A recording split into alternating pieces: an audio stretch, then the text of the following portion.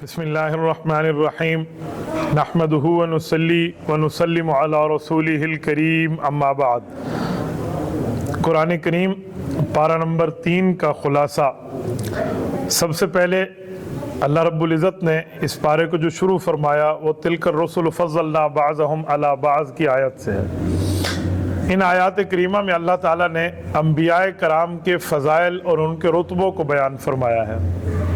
रब्बे करीम इस आयत में ये बताना फरमा रहे हैं कि मुख्तलिफ़ अंबियाए कराम हैं, बाज़ अंबियाए कराम का रुतबा बाज़ अंबियाए कराम से बुलंद है और बाज़ अंबियाए कराम का रुतबा बाज़ अंबियाए कराम से नीचे है। मुख्तलिफ़ अंबिया हैं तो अल्लाह ताला ने तमाम के रुतबे को एक आयत में बयान फरमा दिया कि हमने इन पे फ़ज़ल किया है बाज़ पर बाज़ के ऊपर।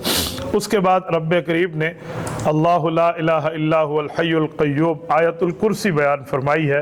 आयतुल कुर्सी, इसको आयतुल कुर्सी क्यों कहते हैं? इसमें अल्लाह ताला की कुर्सी और अर्श का जिक्र है, इसलिए इसको आयतुल कुर्सी कहते हैं। ये कुरान करीम की सबसे लंबी आयत भी है और सबसे बाबरकत आयत भी है और सबसे अफजल आयत भी है। तो सबसे अफजल आयत में एक आयतुल कुर्सी भी है। आयतुल कुर्सी की बहुत ज़्यादा फ़ज़ाइल हैं। इस हद तक इनके फ़ज़ाइल बयान किए गए हैं कि आयतुल कुर्सी के फ़ज़ाइल में एक फ़जीलत ये भी है कि जो शख्स आयतुल कुर्सी की तिलावत करता है सिवाय मौत के उस दिन इसको जन्नत जाने में कोई नहीं रोक सकता। यानी जो आयतुल कुर्सी पढ़ ले तो इसके लिए जन्नत का दाखला पक्का है। बस मौत हो गई तो इसके लिए आयतुल कुर्सी की बरकत की वजह से अल्लाह ताला इसको जन्नत अता फरमाएंगे। इसलिए बेहतर है कि इसको हर नमाज के बाद पढ़ना चाहिए। शयातीन से, जिन्नात से ये हिफाजत का मामला है। इसके आगे चल के हज़रत इब्राहीम अलैहिस्सलाम का नमरूद से मुनाजरा है जो कुरान करीम ने जिक्र फरमाया है। अलम तरा इलल्लज़ी हाज्ज इब्राहीम फ़ी रब्बिही अन आताहुल्लाहुल मुल्क। इस आयत के अंदर अल्लाह रब्बुल इज़्ज़त ने हज़रत इब्राहीम अलैहिस्सलाम और वक़्त के बादशाह नमरूद का वाक़या बयान फरमाया है। ये जो नमरूद था, ये नमरूद का नाम मशहूर नमरूद हो गया है, वरना इसका नाम नमरूज़ भी है और नमरूद भी है इसके लफ्ज़, लेकिन मशहूर उर्दू में नमरूद है। हालांकि अरबी ज़ुबान में इस तरह नहीं बोला जाता। ये वो है, इस बादशाह के बारे में मैं एक जुमला कहूँ, जिस शख्सियत ने पूरी दुनिया पे हुक्मरानी की हो ना, उस वक्त जितनी मखलूक थी उन बादशाहों में एक बादशाह नमरूद भी था। अल्लाह ताला ने इतनी बड़ी बादशाही दी तो फरमाया अन आताहुल्लाहुल मुल्क, अल्लाह ने इसको बादशाही दी है। हक तो यह था कि अल्लाह के सामने सजदा रेज होता, इसने खुदाई का दावा किया और इस हद तक लोगों को जलील रखा कि ये बंदा उनके गल्लों के ऊपर कब्जा कर लेता था, उनके गंदम पर, उनके खेतों पे कब्जा कर लेता, गंदम अपने पास रख लेता। फिर लोग अपना हक मांगने इसके पास जाते तो कहते पहले सजदा करके आओ, आप सजदा करोगे फिर जाके आपको हक मिलेगा। ये नमरूद था और खुदाई का दावा इसने किया हुआ था। इब्राहीम अलैहिस्सलाम जिस मोहल्ले में पैदा हुए हैं तो गोया नमरूद उसमें हज़रत इब्राहीम अलैहिस्सलाम का मोहल्लेदार है। मैंने नमरूद का वो बंगला भी देखा है। ये तुर्की का इलाका है, उर्फा की जो साइड है, ये यूरोप से एशियन साइड में अगर हम आए तो ये मुल्क शाम का सरहद बनता है। तो मुल्क शाम के सरहद पे एक किला है, उस किले में नमरूद का भी घर, हज़रत इब्राहीम अलैहिस्सलाम का घर, ये सारे वहाँ इकट्ठे हैं। इतनी बुलंद जगह पे इसका महल है कि अगर हम यूँ देखना शुरू करें तो सर पे टोपी हो तो गिर जाए, इतनी बुलंद जगहों पे है। कोई 10,000 साल का फासला गुजर गया होगा, लेकिन इसके घर के 2 मीनार आज तक महफूज हैं, जिसके साथ इसने झूले में बांध के हज़रत इब्राहीम अलैहिस्सलाम को आग में डाला था। तो ये वहाँ नमरूद है। तो इस नमरूद की ये बेईमानी और ये सारी तरतीबें होती। तो इब्राहीम अलैहिस्सलाम मोहल्ले के बंदे थे। तो जब अल्लाह ताला ने इनको नबुव्वत और ऐलान नबुव्वत अता फरमाया तो इनका इब्राहीम अलैहिस्सलाम का और नमरूद की गुफ्तगू हुई आपस में। उस गुफ्तगू को अल्लाह ताला ने अलम तरा इलल्लज़ी हाज्ज में जिक्र फरमाया है।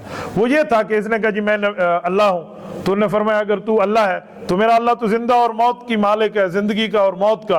तो इसने एक उस शख्स को बुलवा कर रिहाई दे दी जिसकी सुबह फांसी थी, और जिसको रिहाई मिलनी थी उसको फांसी दे दी। कहा देखो मैं भी तो मार रहा हूँ और जिंदा कर रहा हूँ। तो इब्राहीम अलैहिस्सलाम समझे कि बेवकूफ़ है, इसका अकल नहीं है, मैं क्या कहना चाहता हूँ ये क्या समझना चाह रहा है।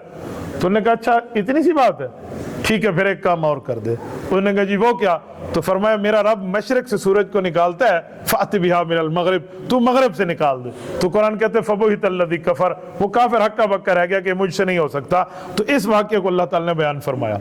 इसके आगे औकल्लज़ी मर्रा अला क़रियतिन व हिय ख़ावियतुन अला उरूशिहा, इस आयत में अल्लाह ताला ने एक बुजुर्ग का जिक्र फरमाया है जिसको अल्लाह ताला ने मौत के बाद दोबारा जिंदगी अता फरमाई। अब वो बुजुर्ग कौन है? कुरान करीम ने इसका नाम नहीं लिया। कुरान करीम औकल्लज़ी मर्रा फरमाता है कि एक शख्स गुजरा एक बस्ती से। अहदीस पाक इस पर तकरीबन खामोश है, लेकिन मुख्तलिफ आसार से बात मिलती है कि हजरत उज़ैर अलैहिस्सलाम थे। बाज़ कहते हैं नहीं हजरत यर्मिया अलैहिस्सलाम है, बाज़ ने हजरत अरमिया अलैहिस्सलाम का कहा, मुख्तलिफ हजरात का कहा। कुछ लोगों ने तो इतना भी कहा कि ये जो शख्सियत थी वो उलमाए बनी इसराइल में एक बहुत बड़े आलिम थे, वो गुजर रहे थे एक बस्ती से, तो बस्ती सारी की सारी तबाह बर्बाद थी। तो उस आलिम ने कहा कि अल्लाह ये बस्ती तो बिल्कुल ख़त्म हो गई, कैसे जिंदा होगी? तो रब्बे करीम ने उन्हीं को वफ़ात दे दी। 100 साल तक वफ़ात रही, 100 साल के बाद उनको दोबारा ज़िंदगी दी, और जो वो उठ के खड़े हुए तो अल्लाह ताला ने फरमाया बता आप कितना अरसा जिंदा रहे? उन्होंने कहा जी अल्लाह मुझे तो ऐसा लगता है कि मैं आधा दिन रहा हूँ या एक दिन रहा हूँ। लबिस्तु यौमन औ बाज़ यौम, फरमाया नहीं बल लबिस्तु मिअत आम, 100 साल रहे। कहा अच्छा? देखो अपने खाने को देखो तो खाना 100 साल में तरोताज़ा मौजूद है। और जिस सवारी पर आए थे दराज गोश्त जिसको कहते हैं, कहा जी इसको देखो तो वो हड्डियां हो चुका था, उसके ऊपर अल्लाह ताला ने सवारी पर दोबारा गोश्त चढ़ाया। फरमाया देख लिया अल्लाह ताला मौत के बाद ऐसे जिंदगी देंगे।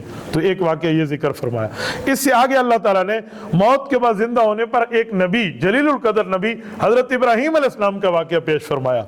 वइज़ क़ाल इब्राहीम रब्बी अरिनी कैफ़ तुह्यिल मौता, हजरत इब्राहीम अलैहिस्सलाम ने अल्लाह जल्ल शानो खिदमत में अर्ज किया कि अल्लाह हमारा ईमान तो है कि मौत के बाद आप जिंदा करेंगे, जब हमारे दिल का ईमान है जिसे कहते हैं हक्कुल यकीन है, अल्लाह हमें ऐनुल यकीन भी अता फरमा दे ताकि हम आंखों से देख सकें कि मौत के बाद जिंदगी मिलती कैसे है। तो इब्राहीम अलैहिस्सलाम को रब ने फरमाया फखुज़ अर्बअतम मिनत तैर, 4 परिंदों को पकड़ो और उनको अपने साथ बिल्कुल हिला लो और उनके साथ अपनी जो है ना गोया उनको अपने साथ आप आदी बना लो, क्योंकि वो आपकी एक आवाज पे उड़ के आए, आपकी एक आवाज पे चले जाएं। तो उन्होंने ऐसे किया, और जब परिंदे आदी हो गए फरमाया अब इनको ज़बह करें और इनके टुकड़े टुकड़े इकट्ठे करके पहाड़ के मुख्तलिफ कोनों पे कीमा बना के रख दें। रख दिया गया। फरमाया सुम्मा दुउहुन्ना, अब इनको बुलाओ। अब देखो वो कीमा है, उनके कीमे आपस में मिक्स हो गए हैं और वो पहाड़ों के कोनों पे है। इब्राहिम आपका काम बुलाना है, जिंदगी देना हमारा काम है। हजरत इब्राहिम ने बुलाया कि आ जाओ मेरे परिंदों, वही जबान इस्तेमाल फरमाई जिनके साथ वो जबान पे आदी थे। तो कुरान कहते हैं सारे के सारे परिंदे दोबारा चलते हुए हजरत इब्राहिम अलैहिस्सलाम के पास आ गए। तो अल्लाह ताला ने हजरत इब्राहिम को फरमाया कि जो आपका हक्कुल यकीन था अब ऐनुल यकीन में बदल चुका, पहले आपके दिल में था अब आपकी आंख में भी ईमान आ गया है। तो ये वाक़या जिक्र फरमाया। इससे आगे चलें तो अल्लाह ताला ने अपने रास्ते में खर्च करने की बात फरमाई कि देखो जो अल्लाह के रास्ते में खर्च करते हैं ना, इसको एक मिसाल से रब ने समझाया।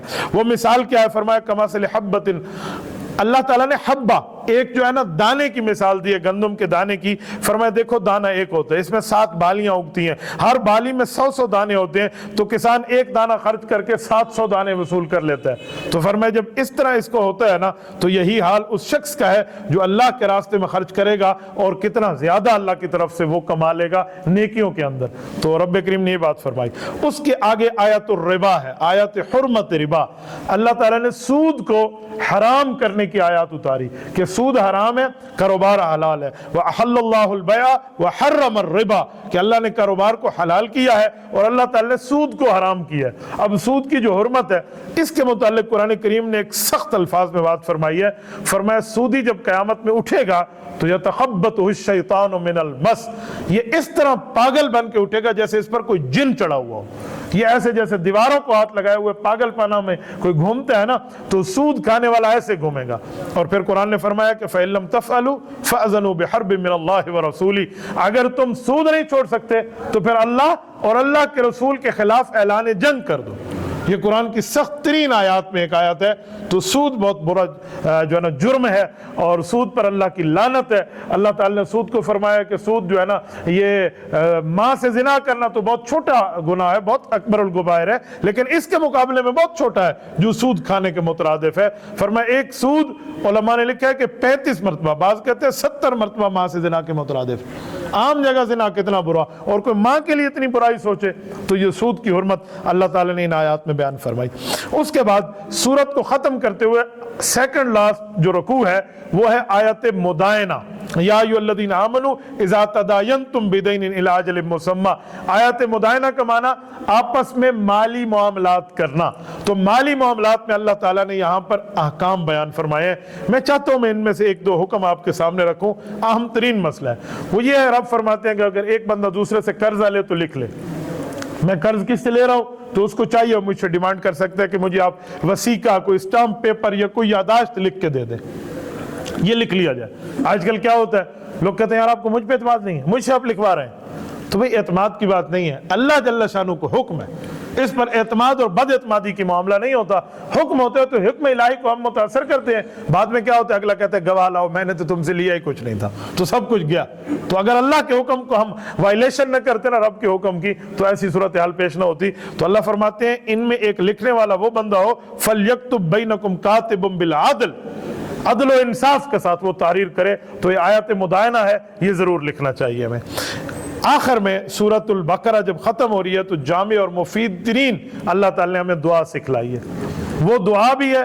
اور اس رکوع کے حصے میں دو قسم کی آیات ہیں، ایک آیت سماوی ہے۔ آیت سماوی کا معنی یہ اس وقت آیت اتری ہے جب حضور زمین میں بھی نہیں ہے، فضا میں بھی نہیں ہے، یہ نبی پاک صلی اللہ علیہ وسلم آسمان میں ہے اور معراج کے سفر میں ہے۔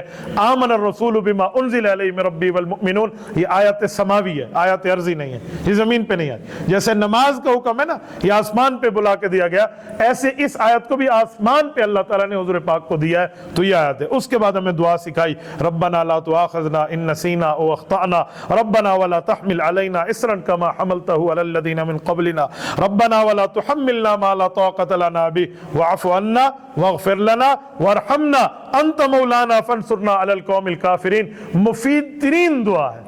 اس دعا میں ہے کہ اللہ میں بھول جاؤں اب تب بھی معاف فرما دے، نہ بھولوں اور غلطی کروں اللہ تب بھی معاف فرما دے۔ اے اللہ ہمارے اوپر وہ بوجھ نہ ڈال جس کی طاقت ہم میں نہیں ہے۔ اے اللہ آپ ہمارے حامی ہو جائیں، اللہ آپ ہمارے ناصر ہو جائیں۔ اے اللہ ہمیں معاف فرمائیں، ہماری مغفرت کریں، ہمارے اوپر رحمت کریں، کیونکہ آپ کے علاوہ ہمارا مولا کوئی نہیں ہے۔ اے اللہ ہمیں کافروں کے اوپر فتح عطا فرما۔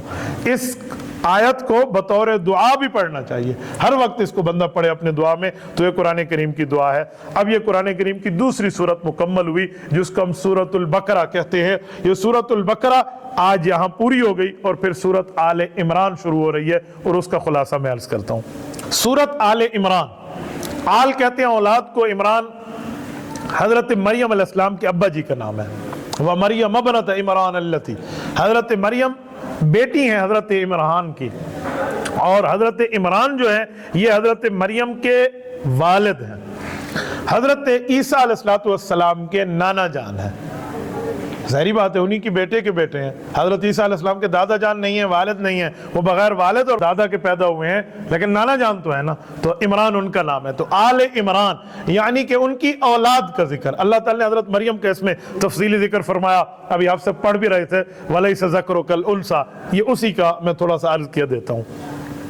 اس سورت کے اندر اللہ تعالیٰ نے بہت سے ایسے مضامین بیان فرمائے ہیں جن کا تعلق عیسائیوں سے ہے، نصارہ سے۔ سورۃ البقرہ میں جتنے مضامین تھے اکثر کا تعلق یہود سے تھا، اس کا تعلق نصارہ سے ہے۔ نبی پاک صلی اللہ علیہ وسلم نے ایک حدیث میں بیان فرمایا کہ دو روشن کرنے والی صورتیں پڑھا کرو۔ صحابہ کرام نے پوچھا یا رسول اللہ دو روشن صورتیں کون سی ہیں؟ فرمایا سورۃ البقرہ اور سورۃ آل عمران۔ نبی پاک علیہ السلام اس کو پڑھا کرتے تھے۔ وہ 286 آیات پہ مشتمل ہے، یہ 200 آیات پہ مشتمل ہے، اور اس کے 20 رکوع ہے، تو یہ 200 آیات پر مشتمل سورۃ آل عمران ہے۔ اس میں جو رب کریم نے بات فرمائی ہے، تو یہاں سے میں شروع کروں تو یہ بات آپ کی خدمت میں عرض کروں کہ اس میں اللہ تعالیٰ نے وَالَّذِي يُصَوِّرُكُمْ فِي الْأَرْحَامِ كَيْفَ يَشَاءُ میں جو بات فرمائی ہے، وہ ہے عیسائیوں کے ایک وفد نبی پاک صلی اللہ علیہ وسلم کی خدمت میں آیا تھا، اور یہ نجران کے لوگ تھے۔ نجران یہ سعودیہ کا آج کل ایک صوبہ ہے، اور کافی سفر ہے مکہ مکرمہ اور مدینہ طیبہ سے اس علاقے کا۔ تو نجران کے 60 عیسائی آئے تھے نبی پاک صلی اللہ علیہ وسلم کو نعوذ باللہ سمجھانے کے لیے کہ آپ عیسائیت کی طرف آ جائیں، اور وہ 14 اپنے علماء لے کر آئے تھے، بڑے بڑے مولوی، بڑے بڑے کبے اور جبے والے آئے، جب مدینہ پہنچے اور نبی پاک علیہ الصلوۃ والسلام کی صرف دور سے زیارت کی تو 14 مولویوں کو علم جواب دے گئے. انہوں نے اپنے لانے والوں کو کہا ہمارا کام نہیں ہے یہ جو آپ اور ہم طے کر کے آئے تھے نا کہ ہم یہ کہیں ہم وہ کہیں, ہمارا کام نہیں ہے, کوئی اور راہ لے کو, کوئی اور راہ ڈھونڈو, ہم اس سے بحث بھی نہیں کر سکتے. تو ان سے معاملہ ہوا. انہوں نے نبی پاک صلی اللہ علیہ وسلم سے گفتگو کی اور ان لوگوں نے حضرت عیسیٰ علیہ السلام کے بارے میں عجیب عجیب کے معاملے بات فرمائے تو رب کریم نے ان کے جواب میں یہ آیات نازل فرمائی ہیں. پھر آگے جا کر ان کا تفصیلی ذکر آتا ہے, میں وہاں پہ عرض کرتا ہوں. اس کے بعد آگے نبی پاک صلی اللہ علیہ وآلہ وسلم نے ان سے بات کرنے کے لیے اعلان فرمایا کہ تم بات کرنے ہو تو آؤ کرو. تو مولوی چپ ہو گئے ان کے. انہوں نے اپنے ایک شاعر کو آگے کیا کہ اس سے جی بات کریں. تو وہ شاعر اٹھا اور اس نے شعر پڑھ کے باتیں کی. تو حضور علیہ السلام نے حضرت حسان کو فرمایا رضی اللہ عنہ, حسان آپ جواب دو. حضرت حسان نے جب اشعار پڑھے تو ان کا شاعر لاجواب ہو گیا. اس کے بعد انہوں نے اپنے خطیب پیش کیا جو بڑی بڑی لچھے دار تقریریں کرتا تھا کہ جی وہ تو تقریر کر. ان کے مولوی ٹائم پاس کر رہے تھے کہ حضور سے ہم بحث تو کر نہیں سکتے, چلو اپنی مباحلے کا ٹائم پاس کر لینا.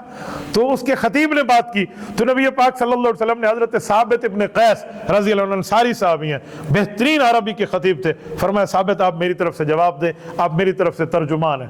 حضرت ثابت کھڑے ہوئے اور وہ علم و دانش کی بارش کی کہ عیسائیوں کا جو خطیب تھا نا وہ لاجواب ہو گیا.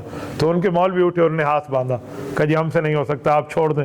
تو ان لوگوں نے آگے پھر چیلنج بازی کی اور ادھر ادھر کے معاملات کے, لیکن وہ لاجواب ہو گئے. آگے ان کا حشر کیا ہوا وہ اگلی آیات میں آ رہا ہے. اس کے بعد اللہ تعالیٰ نے صفات محکمات اور صفات متشابہات کو ذکر کیا.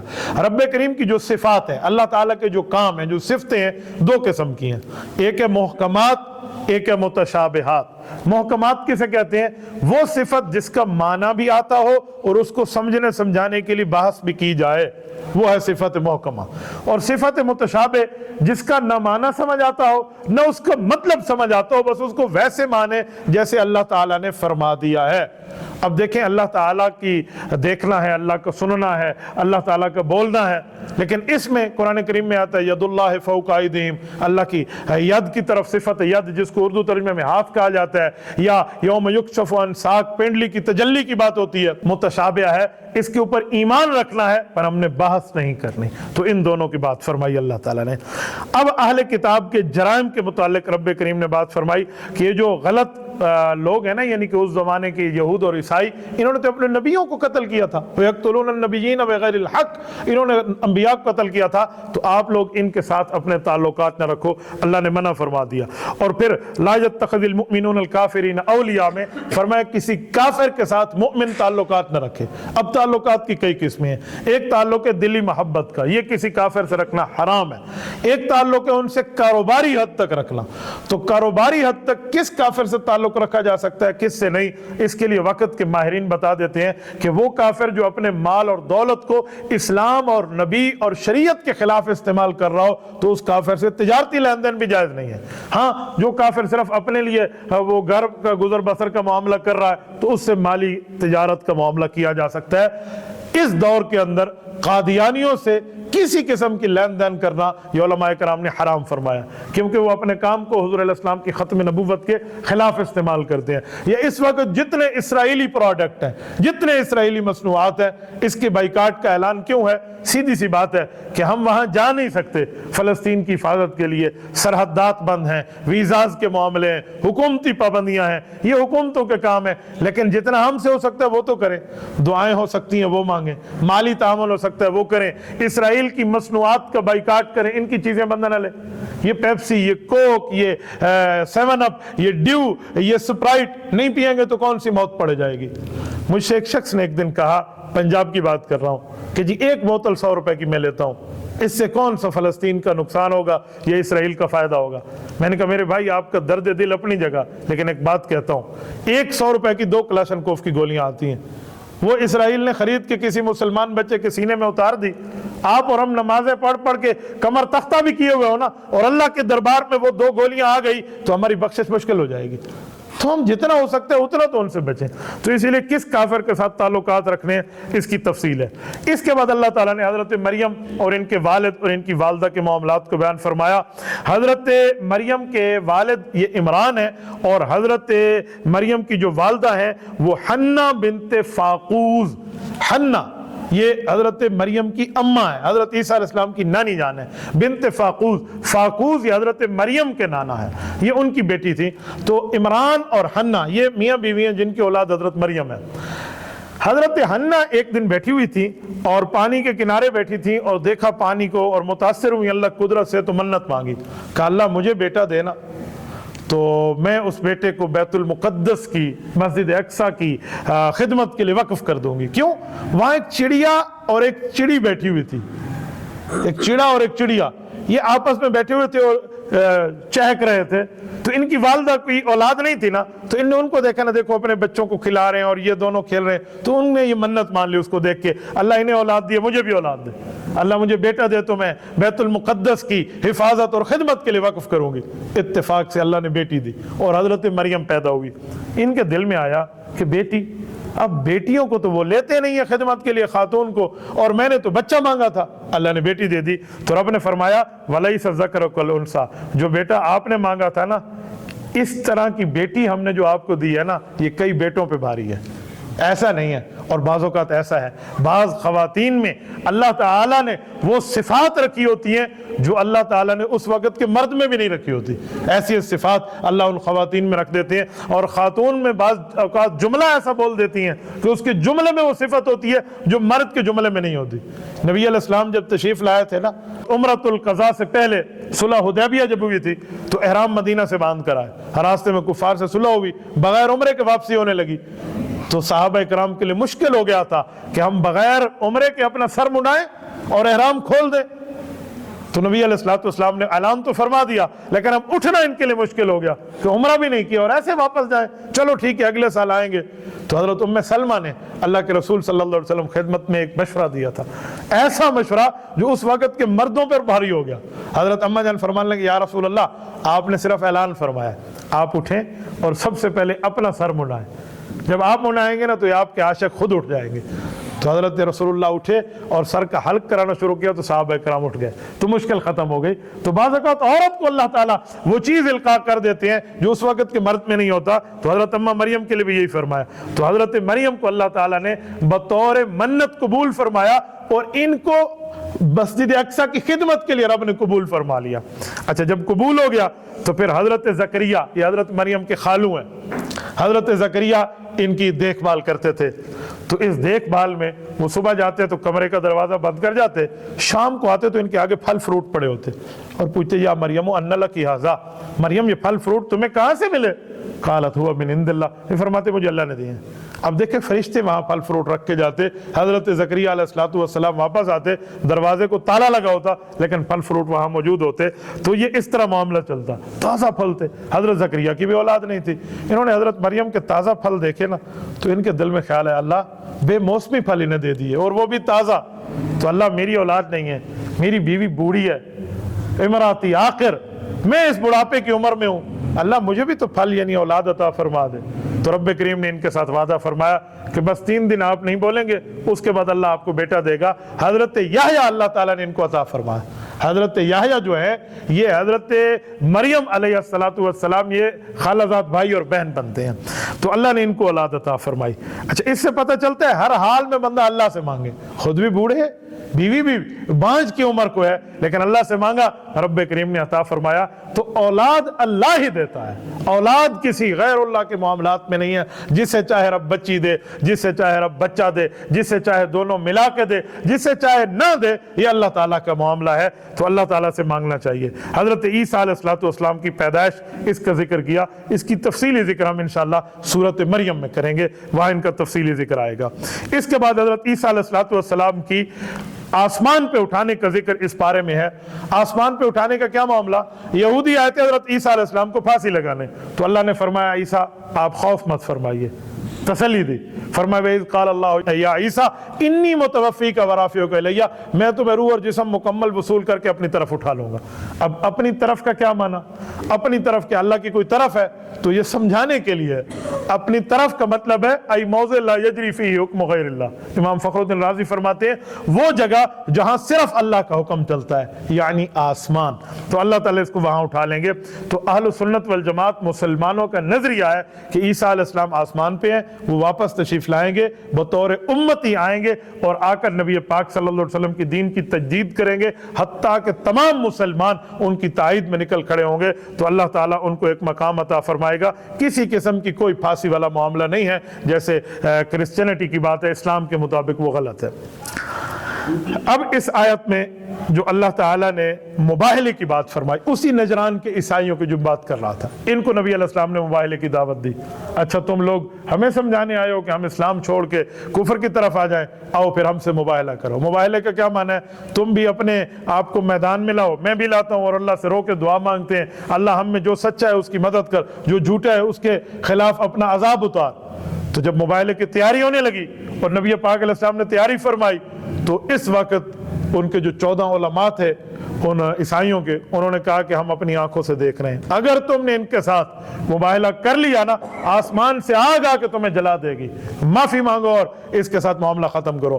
تو وہ پاؤں میں گر پڑے، جزیہ دے کر انہوں نے صلح کر لی، مباہلہ نہ ہو سکا۔ اور اس تیسرے پارے کی آخری آیت وَإِذْ أَخَذَ اللَّهُ مِيثَاقَ النَّبِيِّينَ، اس آیت میں اللہ تعالیٰ نے جو بات فرمائی ہے وہ یہ ہے کہ جب کائنات پیدا ہو رہی تھی تو اللہ نے تمام انبیاء کرام کو جمع کیا اور اعلان فرمایا کہ اے میرے نبیوں، میں تمہیں کتاب اور حکمت دوں گا، نبوت دوں گا، رسالت اور پیغمبری دوں گا، لیکن تمہارے دور پیغمبری اور تمہارے کلمے کے دور میں، تمہارے نبوت کے زمانے میں محمد الرسول اللہ صلی اللہ علیہ وسلم تشریف لائیں۔ ثم جاءکم رسول لتؤمنن بہ ولتنصرنہ، پھر تم نے اپنے کلمے کو چھوڑ دینا ہے، حضور کا کلمہ پڑھنا ہے۔ ان سے اللہ نے وعدہ فرمایا، لیکن حضور پاک اپنے وقت میں آئے پر حضور کی شان کا اظہار کیا کہ اتنی بڑی حضور کی شان ہے کہ سچے انبیاء کے دور میں حضور آ جائیں تو سچے نبی کا کلمہ نہیں چلتا، سچے نبی کی نبوت نہیں چلتی، حضور کی نبوت چلتی ہے۔ تو پتہ چلا حضور کی موجودگی میں سچے نبی کی نبوت نہیں چلتی، تو حضور کی موجودگی میں مرزا جھوٹے کی کیسے چلے گی؟ اس لیے تو ہم قادیانیوں پر رد کرتے ہیں کہ وہ جھوٹا ہے جو ختم نبوت کا انکار کرتا ہے۔ سچے نبی کی نبوت حضور کی موجودگی میں نہیں چل رہی تو جھوٹے کی کیسے چل سکتی ہے؟ یہ تیسرے پارے کا خلاصہ تھا۔ اللہ آپ کو اور ہمیں صراط مستقیم عطا فرمائے۔ وآخر دعوانا ان الحمد للہ رب العالمین۔